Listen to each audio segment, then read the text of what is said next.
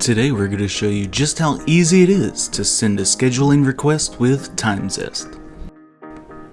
When triaging a ticket, all you need to do is simply go to the TimeZest scheduling pod and then select your resource and appointment type. Next, click the Ask Client to Schedule button. Then your client will receive an email asking them to choose the time and date that works best for them. Once the appointment's been confirmed, you can make changes by rescheduling, or you can cancel the appointment. And you're done. In just a few moments and a couple clicks of a button, you've successfully sent a schedule request to your client. If you have any questions, feel free to reach out to us directly at timezest.com or check out our support page for more articles and videos.